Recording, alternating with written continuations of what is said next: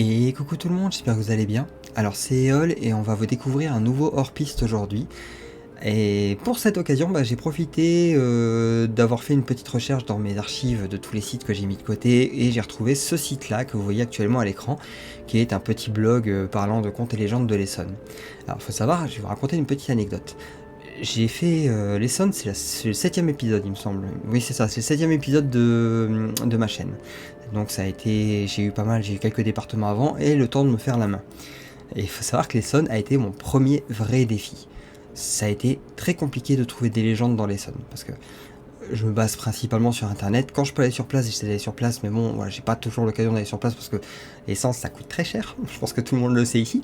Mais voilà, donc j'essaie de beaucoup de faire des recherches sur internet et là depuis que j'ai commencé je me suis fait une collection de bouquins entre temps, donc voilà, j'ai eu le temps de m'améliorer, on va dire. Je me suis amélioré petit à petit, mais voilà, comme je dis, l'Essonne a été mon premier vrai défi parce que rechercher des légendes dans l'Essonne a été très compliqué, sur internet du moins. Et ce site là, justement, ça va me permettre de vous montrer à quel point c'était assez dur, parce que déjà la personne en parle dans son texte, mais en plus elle met des liens et il n'y a pas toujours les informations dans les liens. Donc je vous propose de découvrir quelques petits... les histoires qui sont contenues dans... parce qu'il y a 2-3 histoires, donc on va tous les lire. Mais les histoires qui sont contenues, c'est des petites histoires qui... j'avais pas assez de matière à en faire des vidéos, malheureusement. Donc j'ai mis ce site de côté au cas où, parce que je sais qu'il contient pas mal de légendes qu'on peut voir ici, légendes, mythes et tout ça. N'hésitez pas à aller le voir, ce site, il est vraiment cool quand même. Si vous êtes curieux et intéressé, je vous mettrai le lien en description. Idem pour mon format de partage, si vous souhaitez me partager des histoires de chez vous ou pas, ou voilà, si vous avez entendu parler d'un petit conte légende de France, même pas forcément proche de chez vous, même si c'est sur internet ou quoi que ce soit, n'hésitez pas à me le partager et je me ferai une joie d'en faire une vidéo dessus. Idem, si vous n'avez pas de lien ou quoi que ce soit, mais vous avez entendu parler d'une légende ici ou là, vous avez vaguement le nom ou quoi que ce soit, n'hésitez pas juste à me fournir le nom et moi je me charge de la légende, il n'y aura aucun souci. Bon allez, je propose qu'on attaque du coup la lecture. Alors, la légende d'Essonne, les roches de Misery. Déjà Misery, moi j'ai un très mauvais souvenir de ce, de ce nom.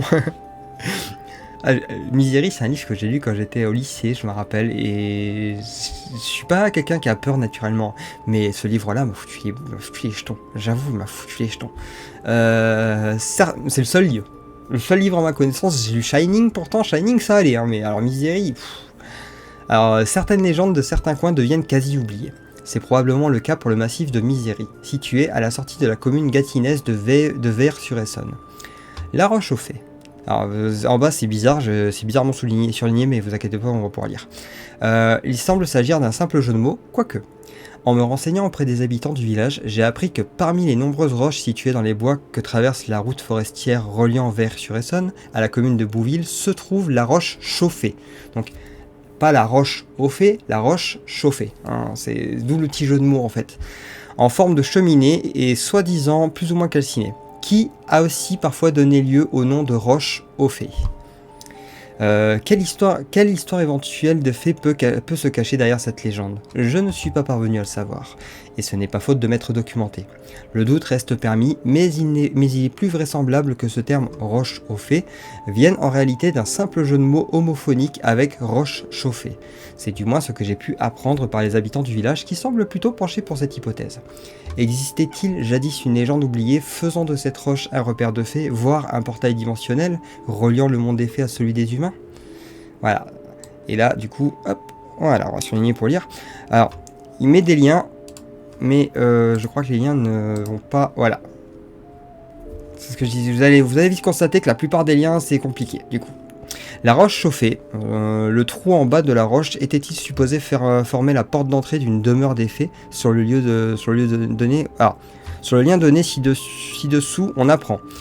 La roche chauffée de Vayres-sur-Essonne est aussi... Alors j'essaie de lire, mais c'est là sur mon écran, c'est dur, faut que je baisse la luminosité de mon écran, ça serait bien.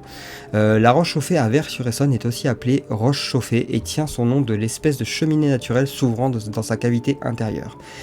À l'intérieur de la grotte se trouvent des dessins rupestres variés. Cette dénomination classique de roche au fait désigne souvent les blocs erratiques gravés de signes rupestres.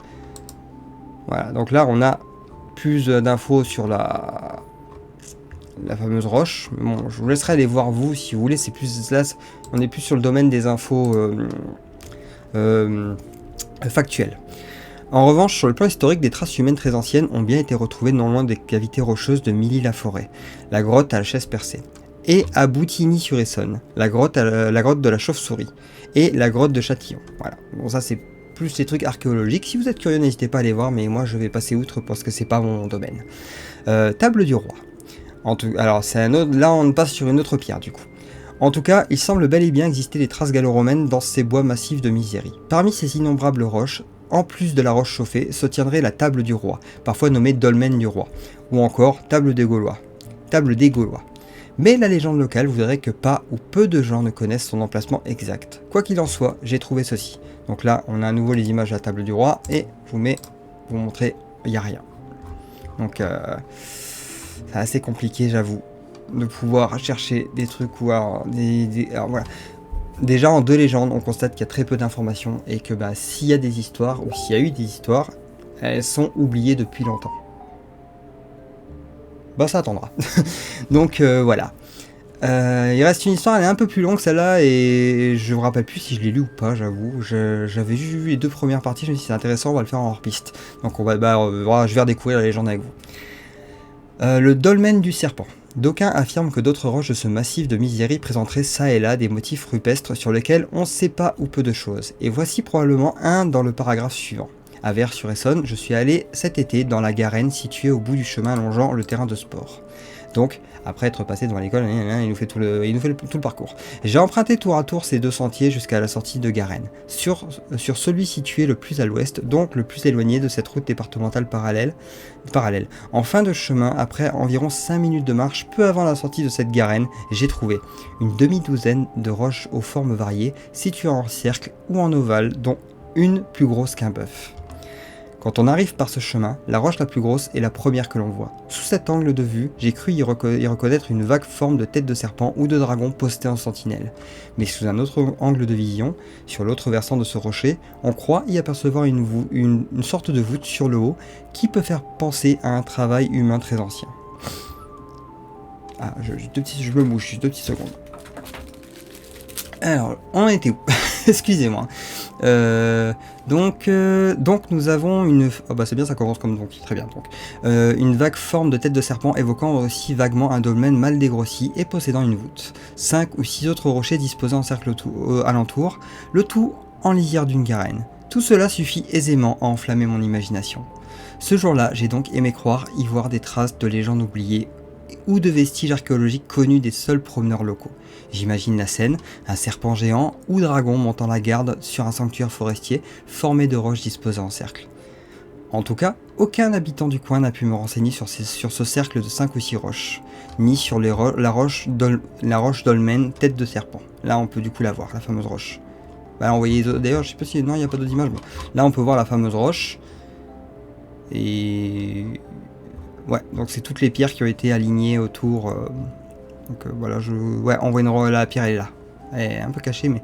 Alors je sais pas si c'est pas la même roche là. Oui, c'est ça. Donc là, il montre là, on peut voir vaguement une tête de serpent. Et ouais.